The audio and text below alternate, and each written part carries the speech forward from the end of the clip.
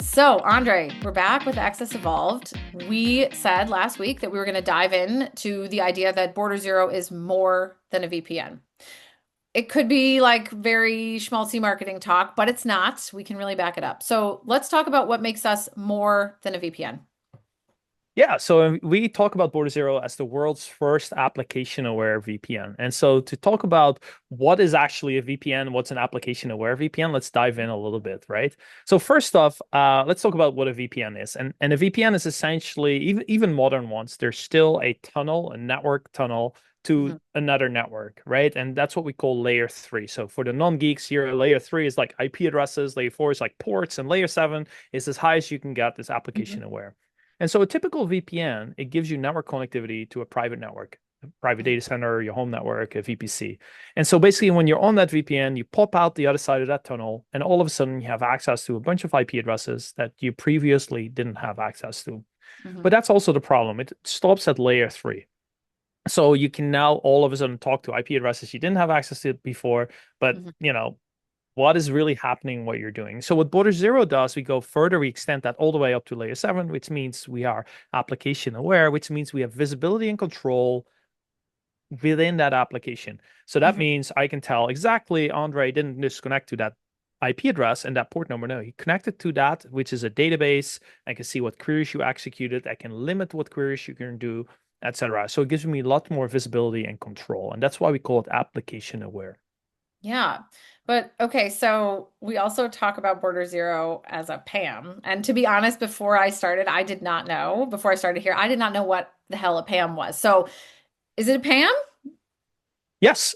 So essentially, that's what that is. So it's essentially a VPN, just like any other modern day VPN, and you can use it just for that. And then you can go further if you need privileged access management capabilities, which is Hmm. what PAM stands for. So it's a fair question, like what the heck is PAM? So let me take you back a little bit. So privileged access management's been around for a while. Basically means I have these privileged resources, which could be a Windows server or a Linux server or a database and a Kubernetes cluster. And we call them privileged because they're very important to the business. And Sure. anyone accessing these things, we don't want Joe Schmo to just connect to this. These should be well protected Hmm. because once you're on it, you have a lot of privilege. You can do a lot of things. And that's why these systems exist. We need a system that helps us manage who has access to these things, make Hmm. sure that we provide access to these privileged systems in a secure way, know exactly when Andre is connecting and when he does, exactly what is happening. So a lot of people need this for compliance, but also just it's good practice to protect access to these things. Yeah. So that is what PAM is. Now, what's interesting is like a lot of these things that we are providing privileged access management capabilities for are Linux servers, Old. Kubernetes clusters, yeah, databases. And a lot of these things indeed are pretty old. 20, Yeah. 30 years are some of these technologies, right? And so they were built before SSO was a thing, right? And Right. so or maybe they were using SSO things that no longer really exist. So what we are doing is essentially SSO-ifying access to Linux servers, databases, MySQL, Postgres, etc., so that you have that one that you can use your existing SSO credentials to also access those systems. I mean, I love when we turn a noun into a verb. So SSOing, SSO-ifying, whatever we're calling it. I love it. But I think that's a really big like quality of life thing to think about. Like this is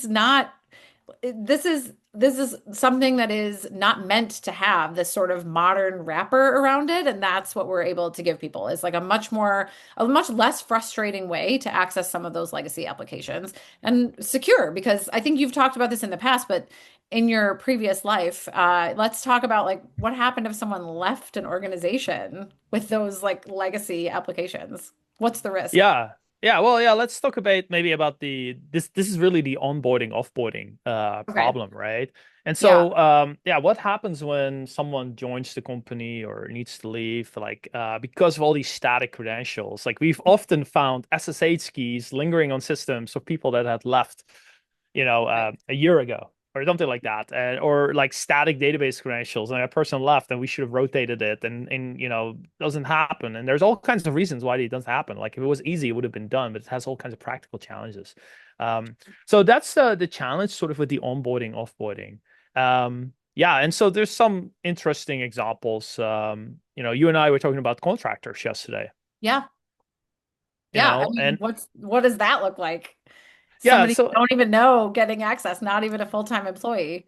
yeah, let's like, for example, if we talk about that use case, let me just let everyone in. So that's a very common use case where people have a third-party contractor Hmm. that is, outside of the system, but we hired this person because she's a database expert and needs to help us, Hmm. or Hmm. he's going to help us patch all of our servers, of which I have thousands, and it's a pretty mundane task, so I'm outsourcing that. All right, Hmm. so now I need to provide access to this person or this group of people. So how do I do that? Well, the traditional way with VPNs would be, first of all, so I need to get this person on the VPN. So that needs he needs a SSO identity. So okay, I'm going to add this person to Okta or Google in my SSO identity. So now all of a sudden this person has a corporate credential of my company, which gives them all kinds of access right away. Hmm. And secondly, I need to get this person onto the VPN, and now they're on the VPN, and now they have all these access to all of these IP addresses, right? So they can start like, interesting. They have all this lateral access. They have an SSO account. They probably have way more access than they need to, but that's Right. just a result of the technologies that we're using today. Hmm. So on the other side, if you would use something like Border Zero, I would create a Border Zero account for this person. The nice thing is we can use the company's their own existing identity as well. Maybe we trust the SSO identity of that company, Hmm. or we bring in their own. Doesn't really matter. And now this person logs in, only sees the resources that he or she has access to, say a database, can Hmm. only connect to that database, and she sees that service, not an IP address, clicks on it, opens their favorite database client or a web browser or whatever, has no ability to move around laterally.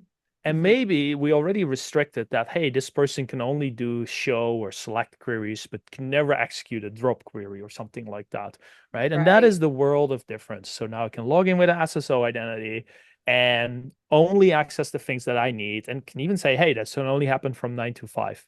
Hmm. you know that makes a life a lot easier. And if this person leaves or the contract's ended, we just remove this person from Okta and instantly everything's been revoked, and also any existing connection within 10 seconds is being terminated. Yeah.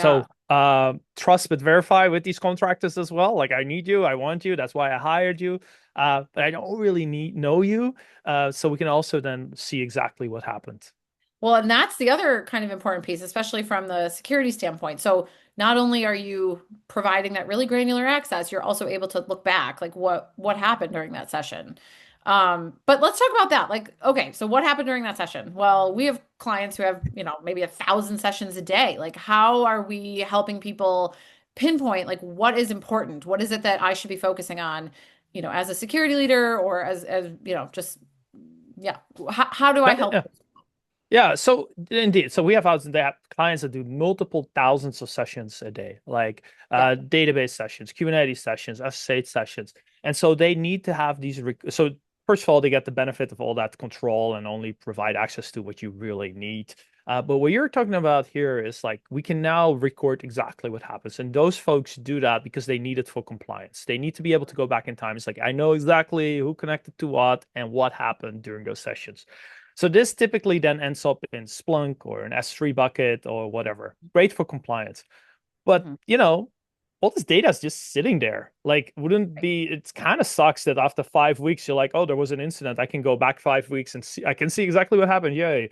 But the data was right there. What you really want is like, hey, Shelby, just FYI, Andree was just, muddling around in the database. And I think whatever he did, it might be of interest for you to look into.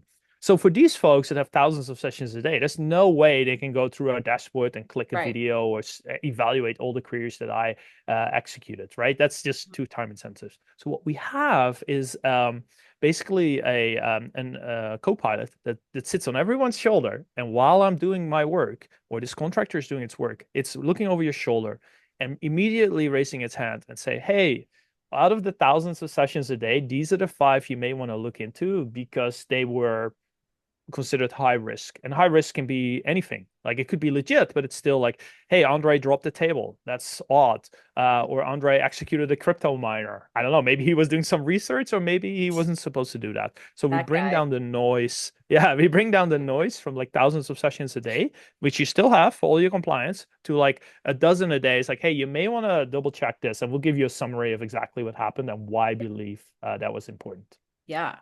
Yeah, I mean, I think that's sort of the whole through line here. We're trying to help people do their jobs more efficiently, more securely. We're giving developers a frictionless way to access legacy applications that previously they couldn't. We're able to see what's going on in those sessions. So we're giving security a leg up on that front and pinpointing when they should be looking at those specific sessions.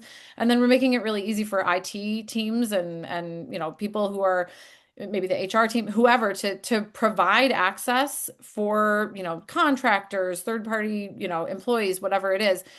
So we're basically just streamlining all of these things, making it super secure and super efficient. That's right. And so we started with like, hey, is Border Zero a VPN, or it's an application aware VPN? What does that mean? So I think we kind of covered that. Like it's a VPN, but so much Yeah. more. Application aware really means it's privileged access management capabilities all built into that same system.